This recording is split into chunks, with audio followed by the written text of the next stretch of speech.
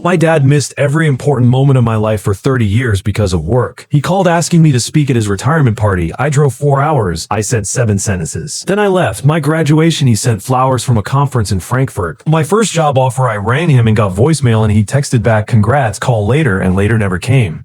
My mom's funeral, he was there for the service and gone by 3:30 because of an early flight the next day. I'm not listing these to build a case. I'm listing them because when he called asking me to speak at his retirement party, I want you to understand the file I was carrying when I said yes. He said, "I need someone up there who really knows me.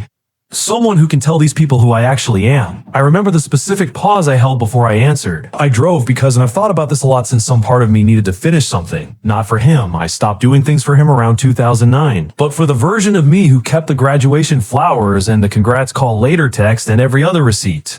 That version needed to be in the room. 4 hours on a Friday, radio on most of it. I had 7 sentences in a note on my phone that I'd written on the Tuesday and hadn't changed since. By the time I pulled off the motorway, I'd stopped being angry and started being very quiet in a way that's different from angry the way quiet gets when you've decided something and the decision is holding you steady. He saw me from across the room and his face did something I hadn't seen it do in 30 years. Something relieved. Something grateful. He came over and shook my hand, which is how my father expresses things he doesn't have language for, and said, "You came?" And I said, "Yes," and went to find a glass of water. When they introduced me, I walked to the front. The room was maybe 60 people, colleagues, some I recognized, most I didn't. His whole working life in one room. The room of things that had always come first. I said, "My dad was the most dedicated professional I ever watched work. He gave 30 years to this company with a consistency and a commitment that I genuinely admired even as a kid." I said, "He missed my graduation. He missed my first job. He missed my mother's funeral before 3:30. I said, "I'm not saying those things to hurt him. I'm saying them because he asked me to tell you who he actually is." And that's who he is. I said, "He's also the man who called me last week and said he needed someone up there who really knew him.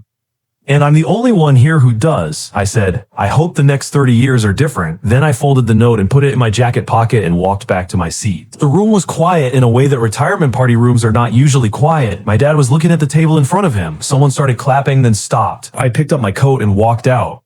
Got in the car, started the engine. He texted me at 11:30 that night. "I didn't know you remembered all of that." I didn't reply. Not because I was punishing him, because there was nothing to say that I hadn't already said into a microphone at his retirement party with 60 of his colleagues watching. He calls on Sundays now. I usually pick up.